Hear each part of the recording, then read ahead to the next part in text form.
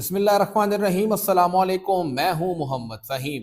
خیبر پختونخوا میں جہاں پاکستان بار کے انتخابات میں پروفیشنل گروپ یعنی حامد خان صاحب کے گروپ کو کامیابی نصیب ہوئی، وہیں پہ انصاف لائرز فورم کے اندر ایک بڑا بھوچال آ گیا ہے۔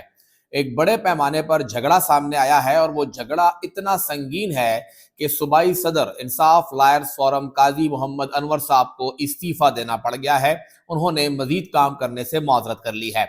جو پاکستان بار کے انتخابات تھے، خیبر پختونخوا سے کل 4 نشستیں تھی، اور انصاف لائرز فورم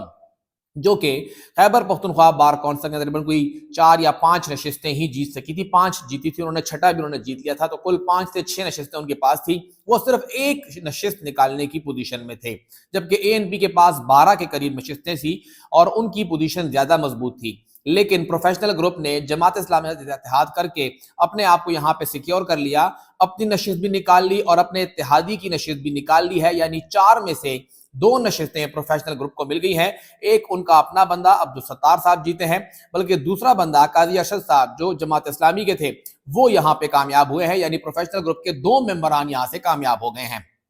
ایک رکن جو تھا وہ جمعیت علماء اسلام کا اور ایک ملگری وکیلان کا جو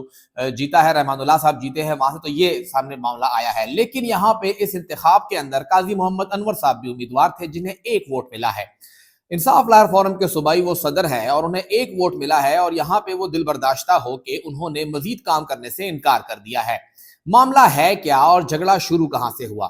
ہماری اطلاعات یہ ہیں کہ قاضی انور صاحب اس انتخاب کے لیے بہت زیادہ پر امید تھے اور خواہش مند تھے کہ وہی یہ انتخاب لڑیں، لیکن انصاف لائر فورم کے بہت سے وکلاء ان سے ناراض تھے اور وہ اس پوزیشن میں نہیں تھے کہ وہ یہاں پہ قاضی صاحب کو سپورٹ کریں۔ لہٰذا انہوں نے جا کے سلمان اکرم راجہ اور حامد خان صاحب سے بات کی کہ جی یہاں پہ یہ معاملہ انہی کے پاس ہے، تو ان کی عمر بھی بہت زیادہ ہے، تو کسی زیادہ ایکٹیو بندے کو آپ سپورٹ کریں، اس کو آگے لے کر آئے کہ ہمارا بندہ آگے آئے اور ہم یہاں پر اتحاد سے آگے بڑھ سکیں۔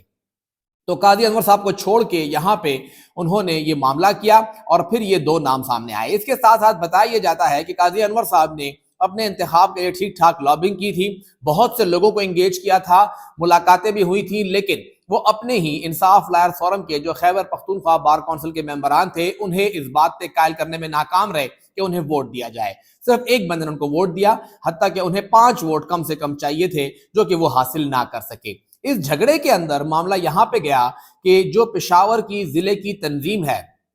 انصاف لائر فورم، ان کے جو صدر ہیں یہاں پہ مبشر منظور ایڈوکیٹ صاحب، ان کے ساتھ جھگڑا شروع ہو گیا، اور یہ جھگڑا شروع ہوا ہے مشال یوسف زئی صاحبہ کا۔ یعنی ایک جھگڑا تو قاضی انور صاحب کا تھا، دوسرا جھگڑا مشال یوسف زئی کا بیچ میں آ گیا۔ قاضی انور صاحب تو اس پورے جھگڑے کے اندر دل برداشتہ ہو گئے، انہوں نے ویڈیو بیان بھی جاری کر دیا کہ ایک تو وہ انصاف لائر فورم کی صوبائی صدارت سے مستعفی ہوتے ہیں،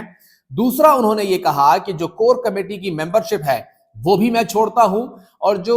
پی ٹی آئی کی لیگل کمیٹی ہے میں اس کو بھی چھوڑتا ہوں، مجھے نہیں کرنا کام جو کچھ میں نے پی ٹی آئی کے لیے کیا۔ کافی بھاری دل کے ساتھ، دکھ کے ساتھ انہوں نے مزید کام کرنے سے انکار کر دیا ہے۔ مشال صاحبہ سے متعلق پشاور کی ضلع کی تنظیم کا اجلاس ہوا اور انہوں نے ایک اعلامیہ جاری کیا، جس میں انہوں نے یہ کہا ہے کہ مشال اعظم ایڈوکیٹ صاحبہ جو ہیں، جو سینیٹر بھی ہیں، انہوں نے ایک خفیہ خط کو جو ہے پبلک کیا ہے، یا ان تک اس کی بات پہنچی ہے، اور وہ خفیہ خط پہ انہوں نے جو رویہ اختیار کیا ہے وہ بہتر نہیں تھا، وہ غلط طریقے کے ساتھ تھا، لہٰذا ان کے خلاف کارروائی کی جائے گی۔ وہ خط تھا کیا؟ خط یہ تھا کہ موجودہ جو آئی ایل ایف ضلع پشاور کے صدر ہیں، انہوں نے مبشر صاحب نے جو سابقہ صدر ہیں ان کو خط لکھا کہ آپ بتائیں جی 9 مئی کے بعد آپ کے پاس کافی فنڈ آئے تھے، وہ کدھر لگے، اور جو حساب کتاب ہے وہ آپ نئی کابینہ کے حوالے کریں تاکہ معاملات سموتھلی آگے چلیں۔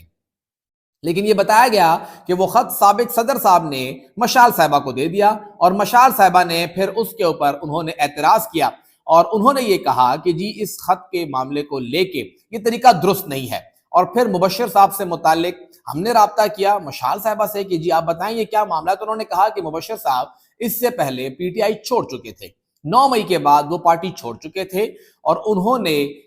جو تھا اس وقت ایڈوکیٹ جنرل آفس کے اندر وہ تھے، علی امین صاحب کے کیس میں وہ پیش ہوئے اسٹیٹ کی جانب سے، یعنی علی امین صاحب کے خلاف پیش ہوئے،